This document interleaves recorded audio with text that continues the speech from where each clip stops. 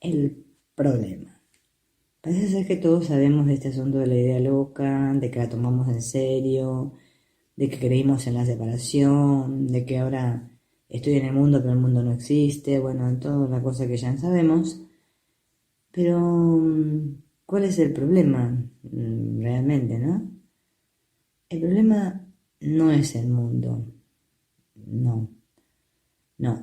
El curso nos lo dice en el capítulo 13, que el mundo es un sistema delirante en donde aquellos que creen estar aquí, la culpa los ha enloquecido. Sí, lo dice bien claro. ¿Qué es la culpa? ¿Qué es la culpa? La culpa es tomar la pequeña idea loca en serio y llamarla pecaminosa. O sea que el problema es el pecado. O sea, el pecado, bueno, tampoco sería el problema. Es que creo que el pecado es real. Bien, o sea que ocurrió un pecado. Que hice algo. Bien, una vez que hicimos eso, esa culpa se volvió tan horrenda y aborrecible, para nosotros e intolerable, que la tuvimos que proyectar afuera. Y la proyección original de ese pensamiento de culpa, que es el pensamiento de seriedad, el pensamiento de seriedad es la culpa. Todo aquí es muy serio, sí, muy serio.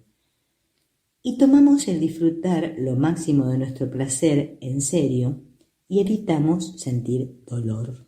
Así consiste la cosa aquí. O sea, ser feliz es que me pase todo lo que quiero y bueno, que la vida sea un eterno disfrute.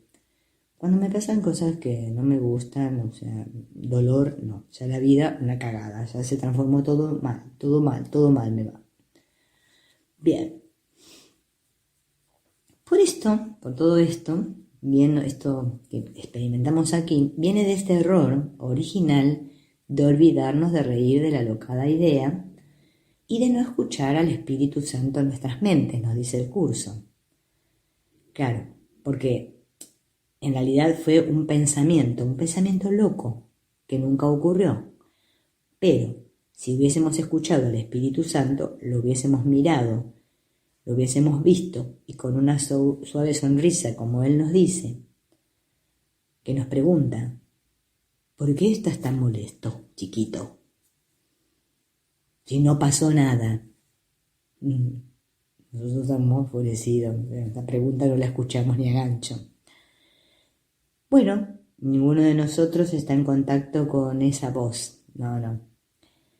El instante ese ontológico en que el ego nos amenazaba con su seriedad y el Espíritu Santo nos sonreía, nosotros preferimos al Señor serio, o sea, al ego, sí. Bien.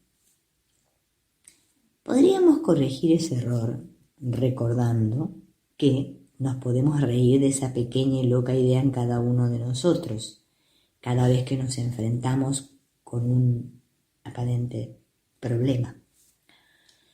Bien, pero el ego, que parece ser que está fragmentado y que cada uno tuviera su ego, es más, a veces creemos que los nenes tienen ego y las nenas ega, pero no, solo hay un solo ego, te lo vuelvo a repetir. Pero bueno, acá creemos así. Entonces, no significa que nos tomemos el mundo y que nos burlemos de todo el mundo porque ahora nos vamos a reír. No significa eso. Eso significa, ¿no? O sea, no es una expresión de risa física, ¿no? No se nos pide que tampoco caminemos todo el día con una sonrisa así en la cara y seamos unos, no sé, que esto no se caiga, sí, que me ría todo el día, no tampoco significa eso. Lo que se nos pide es que no nos tomemos en serio el ego. Eso se traduce de una forma operativa aquí en el mundo en no permitir que los demás nos quiten la paz de Dios. Claro, porque la paz está en nuestras mentes, no tiene nada que ver con los cuerpos. Eso es lo que sucedió en ese instante original. Nosotros le dimos poder a esa idea loca de quitarnos el amor de Dios que está en nuestra mente. Así que cada vez en mi experiencia diaria que estoy tentado de molestarme o enojarme debido al ego de otra persona que me saca de las casillas, lo que se experimenta aquí, ¿no? Entonces, cada vez que me enojo, tengo que recordar que le estoy dando poder a lo que no es nada. Nada. Claro. Le estoy dando poder a lo que no es nada. ¿Por qué le doy poder a lo que no es nada? Porque si no le doy poder a lo que no es nada, me voy a recordar que yo no soy nadie. Y parece ser que esto acá en el mundo es terrible. No ser nadie. Acá todos queremos ser alguien. Yo soy esta, que tengo este nombre. Es como que necesitamos esto, es un asuntito de problemita de identidad que tenemos todos acá. Shh, no digan nada. Claro, imagínate. No podemos, esto de que no es nada, no. Tiene que ser importante, porque así yo también puedo ser importante. Claro, me olvido de reírme de la ilusión. Me olvido de esa risa suave que me está diciendo, no, el mundo no está ocurriendo. El otro no tiene poder para quitarte la paz y para que tú dejes de ser quien eres. Me olvido de todo eso, porque claro, yo creo ser este cuerpo, que tengo un cráneo con un cerebro ahí adentro, creo lo que me dicen mis sentidos, los ojitos, los oídos, sí, todo eso es muy real. Entonces, parece que también si me tomo una sustancia química, porque vieron que ahora está de moda esto de los estados alterados de conciencia, que hay que tomarse los yuyos mágicos para tener pedos de colores extras y ser muy espiritual y conectar con no sé qué corno. Claro. No, si estás conectado todo el tiempo, lo que pasa que vos no te das cuenta porque estás tan creído que estás conectado con lo de acá que te olvidas que estás conectado con lo de allá, no te percatás de nada.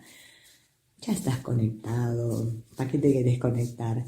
Vos te tenés que desconectar de este Matrix, de este loquero, nada más, es muy sencillo. Pero bueno, como es el ego, bueno, ¿qué vamos a hacer? Entonces, claro, decimos, no, sí, es real, mira, me tomé la sustancia y se me alteró la conciencia, ¿ves? Creemos que las cosas acá del mundo son muy importantes y hacen mucho efecto. Bien.